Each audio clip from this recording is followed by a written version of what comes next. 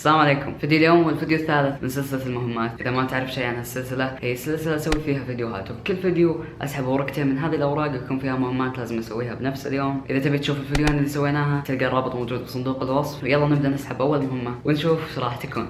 بسم الله. طبعا لازم تشوفونها قبلي. المهم تقول انعزل لوحدك بمكان هادئ لمدة 3 ساعات وبرفقة 3 أشياء فقط. إذا ما فهمت المهمة تقول إنه أنا أنعزل بمكان هادئ، يعني أروح بأي غرفة بالبيت وآخذ معي 3 أشياء بس. طبعا الجوال والأجهزة الإلكترونية والأكل برا الموضوع، يعني ما يصلح آخذ أكل وجوالي من ضمن 3 أشياء، فقرار صعب والله. تخيل إنك قاعد بغرفة ما تطلع أبدا لمدة 3 ساعات، تاخذ معك 3 أشياء بس. وش بتاخذ؟ سوونا تحت وش بتاخذون؟ يعني لو انتم مكاني، لاني صراحة احترت، بس توقع راح اخذ كتاب. ما حد راح يسليك لمدة 3 ساعات غير الكتاب، خاصة هذا الكتاب من زمان ابي اخلصه. كل يوم اقول بكرة، لكن اتوقع هذه فرصتي اني اخلص الكتاب، يعني باقي لي شوي تقريبا. فاول شيء راح ناخذ كتاب، خلينا نحطه هنا. وبعد راح اخذ دفتري، هذا الدفتر اللي اكتب فيه كل افكاري اللي تجي وزي كذا، واكتب فيه يعني اشياء بعد ثانيه. فاتوقع انه قرار كويس اني اخذ دفتر. طبعا اكيد دفتر وقلم، وش بسوي بدفتر الحالة؟ فراح اخذ قلم خطاط وقلم رصاص. القلم والدفتر راح اعدهم انهم شيء واحد، لان يعني ما تقدر تسوي شيء بالدفتر الحالة ولا تقدر تسوي شيء بالقلم الحالة. كتاب، دفتر وقلم وجوال. لا مزاز. يا اخي ابي اخذ جوال. لا خلنا ناخذ شيء ثاني. مش اخذ ايش؟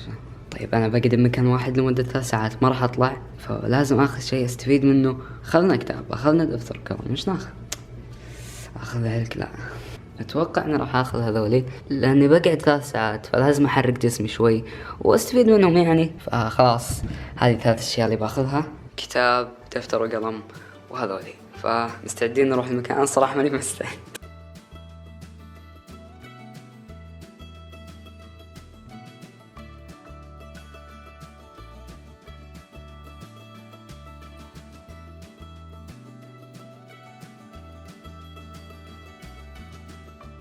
احس اني رايح رحلة على هالشنطة، بصراحة ما اقدر اقعد اشيلهم بديني كلهم، فيلا نروح.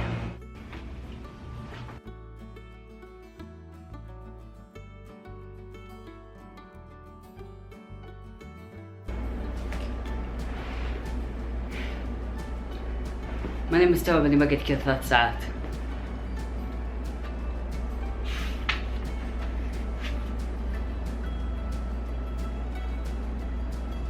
الحين الساعة 8 الصباح، يعني لازم اطلع من الغرفة الساعة 11. 8 9 بقعد لين 11 هنا. ان شاء الله بحاول استغل كل دقيقة تمر. كل 3 اشياء اللي جبتهم راح يفيدوني. اول شيء الحين ببدأ بقرا الكتاب. طبعا مثل ما تلاحظون انا قاري هذا الجزء كامل، باقي لي هذا الجزء، فيبي اقرا كل هذا. اتوقع راح يمديني في 3 ساعات.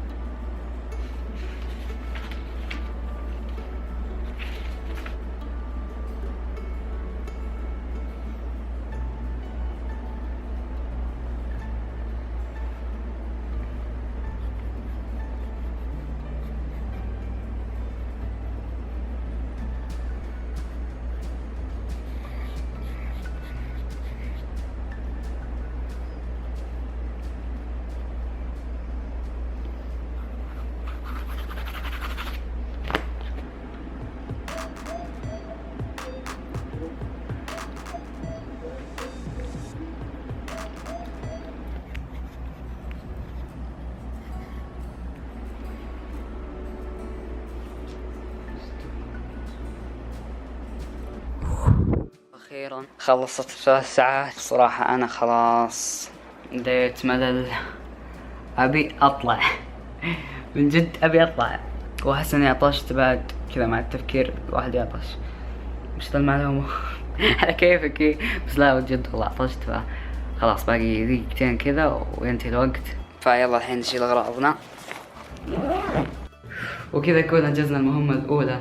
الحمد لله استفدت جدا واستمتعت بهالجلسة، واتخذت قرار كويس لما فكرت اخذ الدفتر والقلم لانهم افادوني كثير كثير كثير. كتبت كل الاشياء اللي بسويها بالسنة الجديدة، جدا استفدت من هالجلسة. انصحك تسويها كل شهر، كل اسبوع، بس مو 3 ساعات، يعني ساعتين. اجلس مع نفسك، اكتب اهدافك، اكتب الاشياء اللي تبي تغيرها بنفسك، حاول تغيرها. والله استفدت جدا وعجبتني الحركة. فكذا نكون انجزنا المهمة الاولى، يلا ننتقل للمهمة الثانية والله يستر.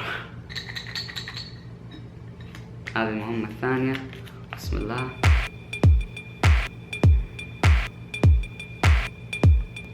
طيب المهمة تقول امشي 20,000 خطوة في يوم واحد.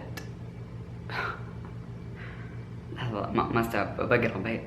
امشي 20,000 خطوة في يوم واحد. اتوقع اصعب مهمة جتنا الى الان. طبعا اللي ما يدري، في تطبيق بالايفون يحسب لك الخطوات، يعني اروح امتر الرياض كلها، اذا شفت ان جت 20,000 خطوة خلاص اوقف.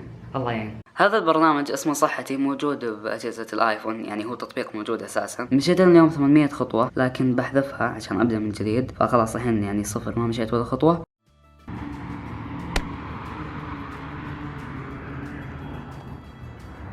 ولا زلنا مستمرين بالمشي. صراحة المشي جدا ممتع، ورياضة المشي تعتبر أسهل الرياضة لأنها بس تمشي. خليني أتكلم لكم شوي عن الفوائد الجسدية للمشي، هذا غير عن الفوائد النفسية، لأن المشي جدا يغير النفسية ويساعدك على زيادة إبداعك. لكن بتكلم لكم عن الفوائد الجسدية. أول شيء، المشي يحارب الإنفلونزا والزكام. أدري موضوع صعب شوي تصدقوا، بس جد هالمعلومة. وساعد على التخلص من المشاعر السلبية التي تسبب للإنسان القلق والتوتر. شد عضلات البطن وحرق الدهون. تحريك كافة عضلات الجسم وتنشيطها، لأنك أنت لما تمشي قاعد تحرك كل عضلات جسمك. فالمشي جدا مفيد، لكن المشي الطبيعي مو 20,000 خطوة، لا أبدا، يعني نص ساعة باليوم، 20 دقيقة تكفي. 5000 خطوة 400.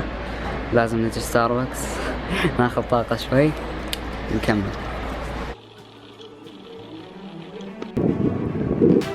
وصلت 8200 خطوة الحمد لله. يلا هانت، ما بقى الا 12,000. وصلنا 15,000 خطوة بعد تعب وجهد. يلا هانت، باقي لنا 5,000 خطوة وننجز المهمة. الحمد لله وصلنا 19,000. يعني مستوعبين انه باقي لي 1000 على 20,000 خطوة. والله ماني مصدق، الحمد لله يا رب. واخيرا 20,000 خطوة.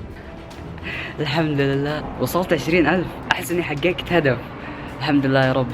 والله معليش الحين ترى ابي اقعد، خلاص تعب. وانجزنا المهمة الثانية الحمد لله. صراحة استمتعت جدا بهالمهمة على قد ما تعبت، ترى جدا متعبة، يعني 20,000 خطوة. فان شاء الله استمتعتوا معي بمهمات اليوم. بصراحة المهمة الثانية جدا رهيبة، حسيت اني قاعد اسوي مهمة صدق، يعني في هدف اوصل له. المهمات الثانية على طول تقدر تسويها، لكن هالمهمة جد استمتعت فيها. فان شاء الله استمتعتوا او استفدتوا لو فائدة بسيطة بهذا الفيديو. اذا عجبك الفيديو لا تنسى تضغط على زر الاعجاب، واكتب لي رايك بالفيديو بالتعليقات، واشوفكم بالفيديو الجاي. مع السلامة.